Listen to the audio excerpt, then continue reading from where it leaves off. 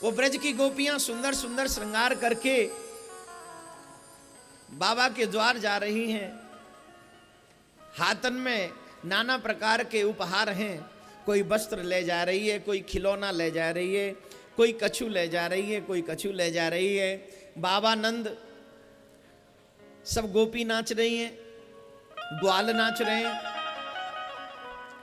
अब बाबा को भी मन कर रहे हो कि मैं नाचूं। भाई जाके घर में इतने दिनों तक कोई बालक नहीं भयो होए और अचानक 85 वर्ष की उम्र में बालक है जाए तो मन नाचवे को करेगो कि नहीं करेगो, है ना। झूमो नाचो गाओ। लेकिन एक बहुत बुरी बात मुझे लगती है, जब भी घर में बच्चे होते हैं ना, बेटा हो जाए जो हमारे वंश को चलाने वाला होता है, जब भी भगवान ये गिफ्ट हमको देता है ना, तो सबसे पहले हम पार्टी ऑर्गेनाइज करते। This is bad thing. अरे तेरे रिश्तेदारों ने तुझे दिया है क्या? बोल किसने दिया, जवाब दीजिए। और हम भगवान के लिए क्या करते हैं बच्चे होने पे?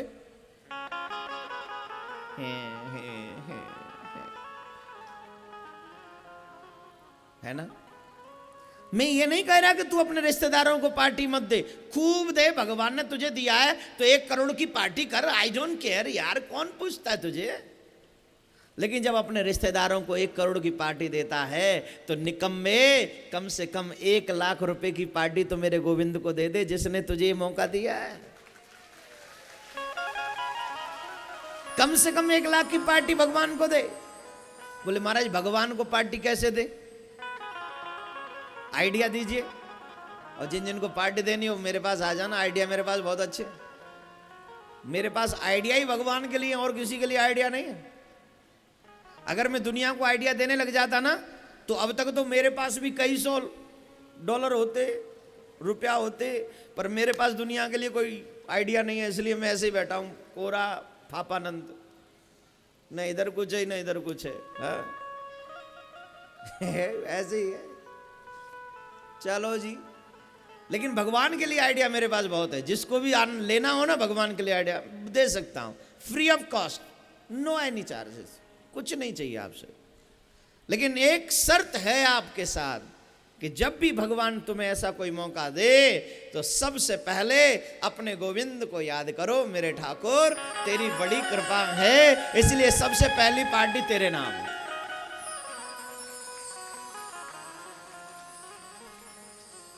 बहुत से लोग मुझसे नाराज हैं, महाराज आपके घर में बाल गोपाल हुआ, आपने पार्टी नहीं दी। अरे तू ही पार्टी दे ले, हम पे तू ही ना कचू, हम पार्टी कहाँ देंगे। पार्टी तो बड़े बड़े लोग देते भाई, पैसे वाले धनवान लोग पार्टी देते हैं, और हम तो धनवान है नहीं। और हम पे जो धन है उससे पार्टी दी नहीं जा सकती। दी जा सकती है, नाम धन से पार्टी दी जा सकती, क्यों नहीं दी जा सकती है? तेरा भला करे, क्यों नहीं दे। ये क्या पार्टी तो चल रही है, हम हर हफ्ते पार्टियां करते हैं। जहां कदा शुरू हो जाए वहीं पार्टी। और दुनिया की पार्टी में तो 100, 200, 500, और हमारे जहां चले जाएं 10, 15, 20, 25, 30 हजार लोग आते हैं। और ऐसी पार्टी कि सब नाचते हैं, और नाचते ऐसा सीधा भगवान के धाम के लिए जाते हैं, नरक में नहीं जाते।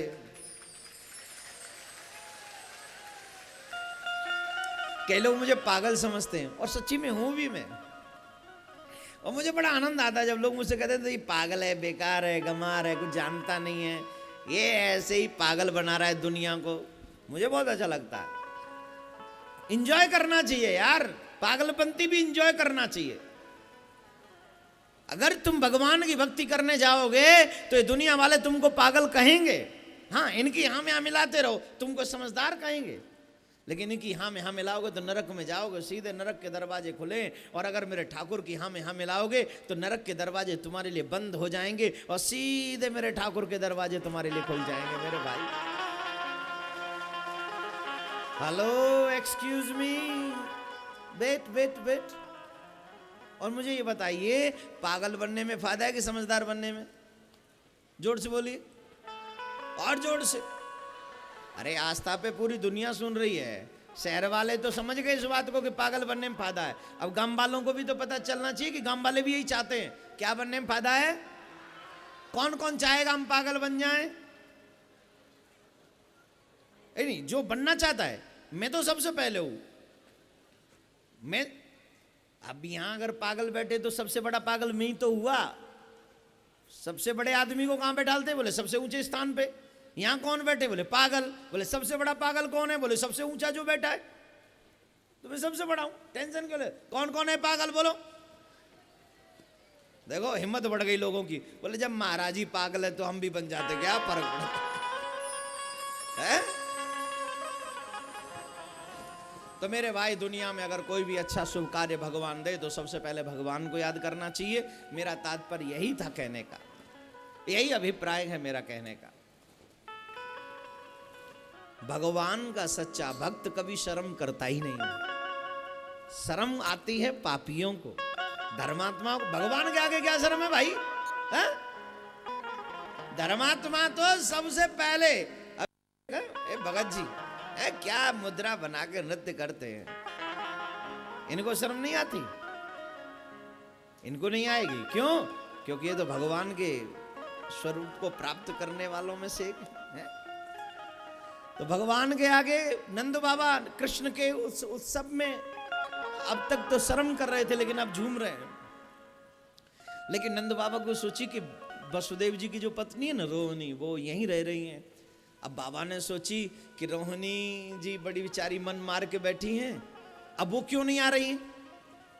वो अपना मन मार रहा क्यों? उनको मन तो कर रहे हो मैं जाके नाचूं, लेकिन मैं नाचूंगी तो गांव वाले कहेंगे पति तो जेल में, जे नाच रही है ना। ये दुनिया छोड़ती नहीं है भैया, ये किसी को नहीं छोड़ती है। ये बड़े बड़े को भी ला के बीच में खड़ा कर देती है। राधे बोलना पड़ेगा, जोर से बोलना पड़ेगा। हर किसी को भय समाज का होना चाहिए। समाज का भय बुरे कर्मों के लिए होना चाहिए, समाज का भय अच्छे कर्मों के लिए नहीं। अच्छे कर्म के लिए समाज का सपोर्ट होना चाहिए। अब रोहिणी जी सोच रही मैं नाचूंगी तो गांव वाले कहेंगे मन तो कर रहे हो, नहीं नाचूंगी तो नंद मेहर कहेंगे कि हमारे बालक भयो, हमारा लाला भयो, ये हमारी खुशी में खुशी नहीं है। अब क्या करें? इतने में नंद बाबा गए। रोहिणी जी ते कही, हे देवी मैं जानू तुम्हारे मन में दुख है, और मोह दुख है कि हमारे वसुदेव जी कारागार में है। परंतु आप एक बात तो जानो हो ना, यशोदा के अवै अवै लाला भयो है, वो प्रसव की क्रिया से अभी बाहर आ नहीं सके हैं। अभी अभी लाला भयो है तो कछु दिना तो रहना ही पड़ेगा। तब तक घर की जिम्मेदारी कौन संभालेगा? ये आप ही को घर तो है, आप आओ ना, आप या घर को संभालो। और जैसे ही थोड़ा सा प्रोत्साहन मिला, बलराम जी की मैया तुरंत सुंदर श्रृंगार करके आई, और वो महाराज 16 श्रृंगार करके आई। क्यों? जब भगवान के आगे जाओ ना, पूरे तैयार होके जाओ।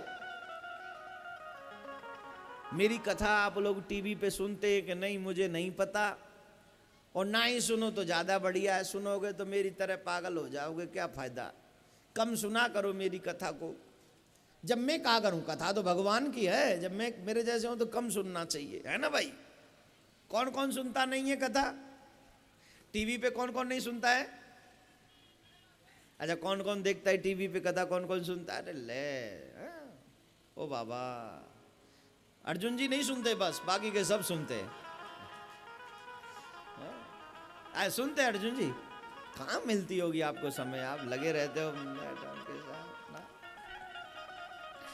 राधे राधे। बोले महाराज 10 बजे वाला तो सुन ही लेते, जो रात को आपका 10 बजे आता है। हाँ, इसीलिए चला रखा, जो दिन में ना देखे वो रात में देखो।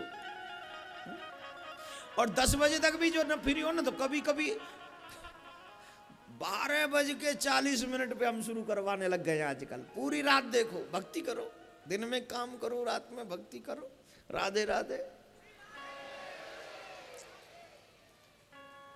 बलराम जी की मां तैयार हो गई, सुंदर श्रृंगार किया, और सुंदर श्रृंगार करके, मैंने कहा ना भगवान के लिए जब जाओ ना तो सुंदर श्रृंगार करके जाओ। जैसे आप दुनिया के लिए सज के जाते हो, जब ब्याह बारात में जाते हो, किसी के फंक्शन में जाते हो,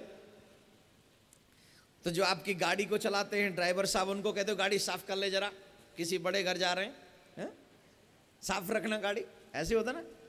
लेकिन जब भी आप भगवान के यहाँ आओ तो गाड़ी साफ करके लाओ, अपने आप को सुंदर बना के लाओ, अपने मन को सुंदर निर्मल बना के आओ और भगवान से कहो मेरे प्यारे, हम तो तेरे चरणों की रज के बराबर भी नहीं हैं, परंतु फिर भी जैसा तूने बनाया है उतना तेरे आगे सज के आ गए हैं। क्यों? अगर तेरी एक बार कृपा की नजर हम पर पड़ जाए तो हमारा जीवन धन्य हो जाए, हमारा बेड़ा पार हो जाए।